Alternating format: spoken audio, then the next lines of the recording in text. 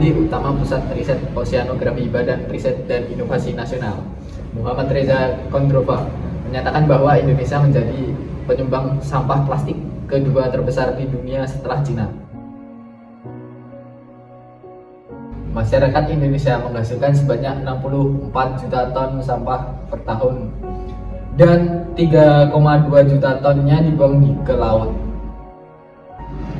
Fakta yang mengejutkan mengingatkan Indonesia adalah negara yang dikenal agamis. Apakah ini bisa dikatakan sebuah prestasi atau ironi?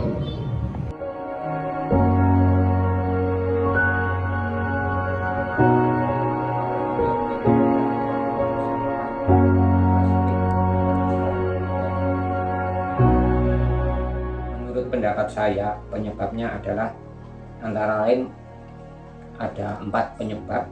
Pertama, tentang pemahaman agama. Kedua, tentang ilmu dan kesadaran masyarakat tentang sampah. Ketiga, tentang politik Indonesia terhadap sampah. Keempat, tentang jumlah penduduk. Ibadah ghairu mahdhah. Seperti contohnya, menuntut ilmu sekaligus mempraktekkan ilmu tentang pengelolaan sampah. Contoh hadis Nabi Muhammad SAW bersabda, kebersihan adalah sebagian daripada iman. Nomor 2, secara ilmu dan kesadaran masyarakat. Orang Indonesia secara umum kurangnya ilmu, meratanya ilmu dan kesadaran masyarakat tentang pengelolaan sampah, khususnya sampah plastik. Daur ulang sampah bisa berupa antara lain: 1. Untuk kerajinan tangan. 2. Untuk bahan bakar minyak atau BBM. 3. Untuk bahan konstruksi bangunan. 4. Untuk bahan serat plastik. Kemudian untuk baju. Nomor 3. Secara politik, pemerintah kita belum sungguh-sungguh menangani sampah atau belum memprioritaskan pengelolaan sampah baik secara kuantitas, kualitas maupun kontinuitas. Yang mudah-mudahan pemerintahan sekarang memperhatikan sampah secara lebih baik melalui regulasi, infrastruktur, dan anggaran. Nomor 4, jumlah penduduk Indonesia. Jumlah penduduk Indonesia yang banyak ini kalau dikelola dengan baik itu menjadi potensi, tetapi kalau pengelolaannya kurang baik ini menjadi beban.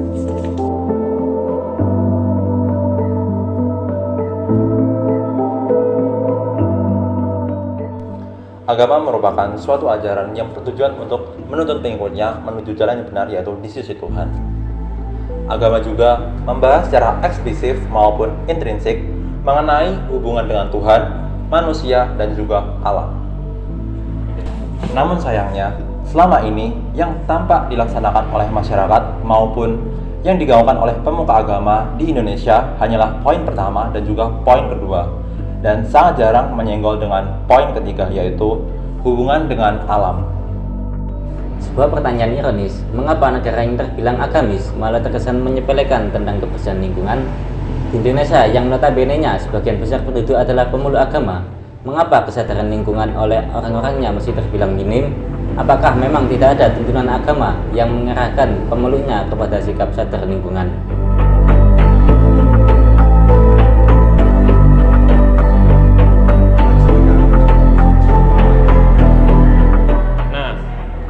Karena menurutku sendiri untuk kebersihan dari lingkungan itu pastinya juga sangat penting, terutama kalau secara penglihatan kita kalau ada sampah yang banyak di pinggiran itu pasti membuat mood kita kan juga nggak enak gitu kalau melihatnya gitu, apalagi bau-bau yang menyengat lah, itu kan sangat bermasalah, terutama kalau sampah itu sampah plastik itu terurainya itu kan susah sekali, jadi itu sangat bermasalah bagi lingkungan. Jadi begitu.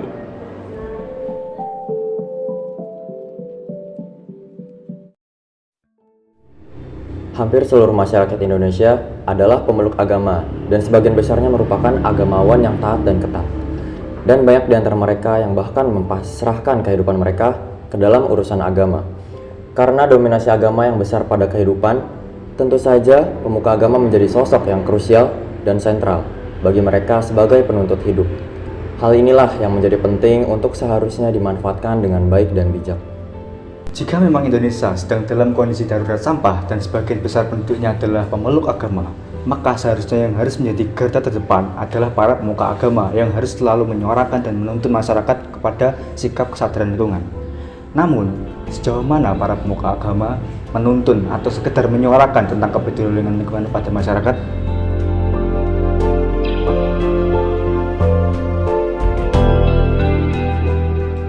Ya, jadi dalam perspektif agama, terutama di agama saya, agama Katolik, terutama diserukan akhir-akhir ini oleh mendiang almarhum Paus Fransiskus. Dia adalah seorang tokoh perubahan besar dalam gereja Katolik yang baru saja meninggal.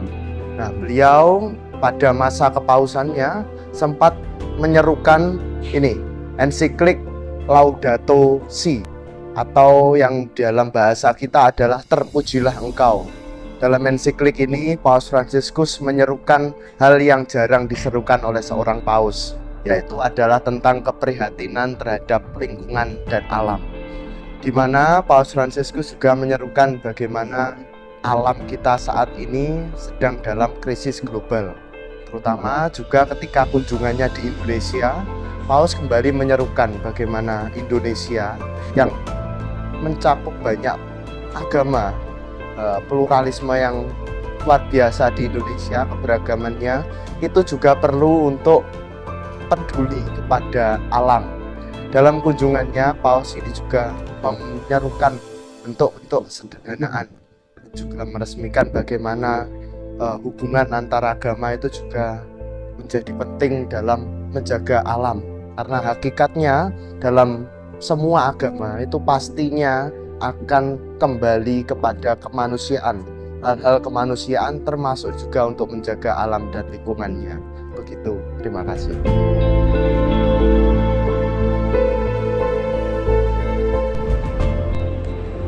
Agama dan kesadaran lingkungan memang sudah semestinya tidak boleh dipisahkan dalam kehidupan. Tidak ada agama yang meridhoi pemeluknya menjadi manusia yang kotor dan apatis pada lingkungan.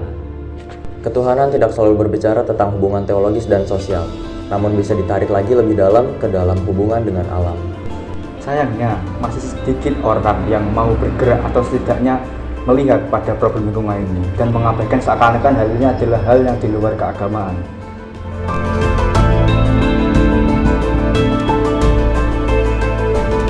Dan ini giliran kita.